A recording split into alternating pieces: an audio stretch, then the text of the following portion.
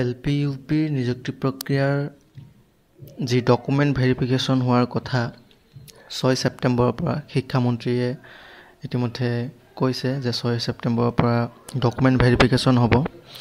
গতিকে এই document verification যদি হয়, আগতে এটা লিষ্ট ওলাব যিসকল প্ৰাৰ্থীৰ ডকুমেণ্ট ভেৰিফিকেশ্যন হ'ব।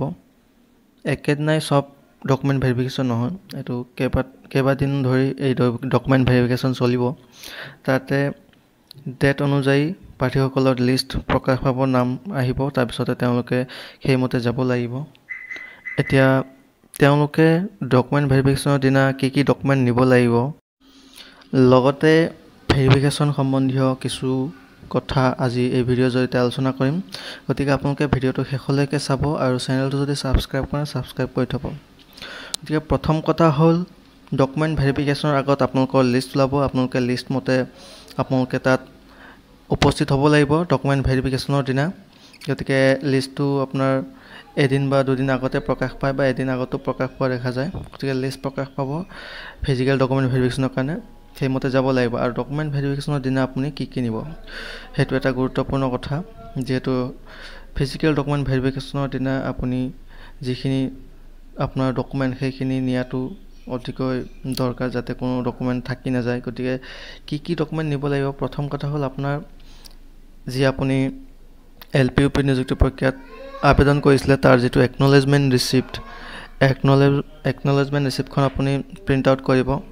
তাৰপিছতে 2 নম্বৰতে আপোনাৰ HSLC এডমিট কাৰ্ড, তাৰপিছতে আপোনাৰ হায়াৰ ছেকেণ্ডেৰী মাৰ্কশ্বিট আৰু চাৰ্টিফিকেট, আৰু লগতে কাৰোবাৰ যদি SOS বেটাৰমেণ্ট দিয়া মাৰ্কশ্বিট আছে তেওঁলোকে এখন মাৰ্কশ্বিট নিব পাৰিব। তাৰপিছত আপোনাৰ গ্ৰেজুৱেশ্যনৰ মাৰ্কশ্বিট আৰু চাৰ্টিফিকেট, আৰু পৰাপক্ষত প্ৰতিটো ছেমিষ্টাৰৰ মাৰ্কশ্বিট আপোনালোকে লৈ যাব, বিচাৰিলে দেখাব পাৰিব। ফাইনেলখনটো নিবই লাগিব। তাৰপিছত আপোনাৰ DLEDৰ মাৰ্কশ্বিট, চাৰ্টিফিকেট, আৰু আপোনাৰ টেটৰ আপোনাৰ মাৰ্কশ্বিটখনেই আপোনাৰ এইটো মাৰ্কশ্বিট কাম চাৰ্টিফিকেট হয়, সেইখন নিব লাগিব। আৰু CTETৰ হ'লে আপোনালোকৰ ডিজিলকাৰৰ পৰা প্ৰিণ্ট আউট কৰি নিব মাৰ্কশ্বিট। CTETৰ মাৰ্কশ্বিট আৰু চাৰ্টিফিকেট দুয়োটাই ডিজিলকাৰত উপলব্ধ, আপোনালোকে তাৰ পৰা ডাউনলোড কৰি লৈ যাব প্ৰিণ্ট আউট কৰি। তাৰপিছতে আপোনাৰ এক্সট্ৰা যদি কিবা চাৰ্টিফিকেট থাকে, NCC হওক, কালচাৰেল হওক, সেইসমূহ থাকিলে সেইখিনি প্ৰিণ্ট আউট কৰি লৈ যাব। এই যিখিনি ডকুমেণ্টৰ কথা ক'লোঁ, এই ডকুমেণ্টখিনি আপোনালোকে অৰিজিনেলটো নিবই লাগিব, অৰিজিনেলে চাব, আৰু লগতে আপোনালোকে জেৰক্স কৰি নিব লাগিব। জেৰক্সখিনি আপোনালোকৰ এটা ছেট তেওঁলোকে ৰাখি থ'ব, আৰু কিন্তু তেওঁলোকে নিৰীক্ষণ কৰিব আপোনালোকৰ অৰিজিনেল ডকুমেণ্টখিনি, আৰু নিৰীক্ষণ কৰাৰ পিছত আপোনালোকৰ এটা প্ৰিণ্ট আউটৰ ছেট তেওঁলোকে লগত ৰাখি থ'ব। গতিকে প্ৰিণ্ট কৰি লৈ যাবলৈ পাহৰি নাযাব।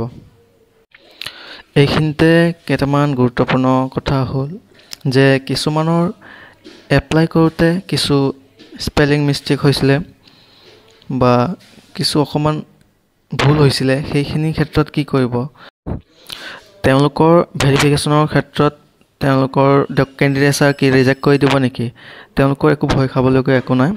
তেওঁলোকৰ যদি কিছু ভুল হৈছিলে তেওঁলোকে তাত নিজে ক'লে হ'ল যে মোৰ এইখিনি এপ্লাই কৰোঁতে বাই মিষ্টেক ভুল হৈছিলে। ধৰি লওক সৰু সুৰা ভুল, স্পেলিং মিষ্টেক, নামৰ বা তেনেকুৱা সৰু সুৰা কিছুমান ভুল থাকিলে এইটো ভয় কৰিবলগীয়া একো নাই, শুধৰাই ল'ব লাগে, শুধৰাই ল'ব পাৰে। তেওঁলোকে সেইটো এক্সকিউজ কৰিব বা তেওঁলোকে সেইটো শুধৰাই লৈ ল'ব, তাতে কাৰেকশ্যন হৈ যায়। আৰু তাৰ কাৰণে কিছু এফিডেভিটৰ প্ৰয়োজন হ'ব পাৰে। আৰু কোন ক্ষেত্ৰত এফিডেভিটৰ প্ৰয়োজন হ'ব, যদি ধৰি লওক আপোনাৰ মেট্ৰিকৰ এডমিটত নামৰ স্পেলিং এটা আৰু আপোনাৰ টেটৰ চাৰ্টিফিকেটত নামৰ স্পেলিং এটা বেলেগ ধৰণৰ, দুটা যদি বেলেগ বেলেগ হয়, তেনে ক্ষেত্ৰত আপোনাৰ কোৰ্ট এফিডেভিটৰ প্ৰয়োজন হ'ব। গতিকে আপোনাৰ যদি কিবা স্পেলিং মিষ্টেক আছে, আপোনাৰ যদি ভয় আছে যে এইটো আপোনাৰ কিবা খেলি মেলি কৰিব পাৰে, স্পেলিং দুখন চাৰ্টিফিকেটত বেলেগ বেলেগ ধৰণৰ স্পেলিং ভিন্ন ধৰণৰ হয়, তেতিয়াহ'লে আপোনাৰ খেলি মেলি হ'বও পাৰে। সেয়ে আপুনি কোৰ্ট এফিডেভিট আগতীয়াকৈ বনাই লওক, কোৰ্ট এফিডেভিট বনাই থওক। আপোনাৰ যদি ভুল আছে, আপোনাৰ সন্দেহ আছে যে এইটো খেলি মেলি কৰিব পাৰে, আপুনি কোৰ্ট এফিডেভিট বনাই থওক। আৰু ইয়াৰ উপৰিও যদি আপোনাৰ অন্যান্য ধৰণৰ কিছু সৰু সুৰা আসোঁৱাহ থাকে, ভুল থাকে, মিষ্টেক থাকে, আপুনি চিন্তা কৰিব নালাগে। আপোনাৰ তাতে কাৰেকশ্যন কৰি দিব। আপোনাৰ কেণ্ডিডেচাৰ কেঞ্চেল নহয়, আপোনাৰ তাতে কাৰেকশ্যন হৈ যাব। তাৰপিছতহে আপোনাৰ মেৰিট লিষ্টত নাম আহিব যদি আপোনাৰ কাট অফত পৰে। কিন্তু আপুনি কাৰেকশ্যন কৰিব পাৰে, তাতে সৰু সুৰা মিষ্টেক আপুনি কাৰেকশ্যন কৰিব পাৰে, ভয় খাবলগীয়া একো নাই। গতিকে আপোনালোকে ডকুমেণ্টখিনি যি লাগে আপোনালোকে প্ৰিণ্ট আউট কৰক, জেৰক্স কৰক। আৰু আপোনাৰ 6 তাৰিখে যিহেতু ভেৰিফিকেশ্যন ষ্টাৰ্ট হোৱাৰ কথা, তাৰ আগতে আপোনাৰ এই ভেৰিফিকেশ্যনৰ লিষ্টসমূহ প্ৰকাশ পাব। গতিকে তালৈ আপোনাৰ যদি নাম আহে, গুৱাহাটীলৈ যাব লাগিব ভেৰিফিকেশ্যনৰ কাৰণে। গতিকে এটা অপেক্ষাৰ অন্ত পৰিব। বহুদিন হ'ল আপোনাৰ এই LP আৰু UP আবেদন কৰা। গতিকে ডকুমেণ্ট ভেৰিফিকেশ্যন কেতিয়া হ'ব, তাৰপিছতহে আপোনাৰ মেৰিট লিষ্ট ওলাব। গতিকে ডকুমেণ্ট ভেৰিফিকেশ্যন ইমান দিনে হোৱা নাছিলে। এতিয়া 6 তাৰিখৰ পৰা ডকুমেণ্ট ভেৰিফিকেশ্যন ষ্টাৰ্ট হোৱাৰ কথা, এয়া ভাল কথা, সোনকালে হৈ যাব। গতিকে ফিজিকেল ডকুমেণ্ট ভেৰিফিকেশ্যনৰ কাৰণে সাজু হওক। Best of luck. Thank U.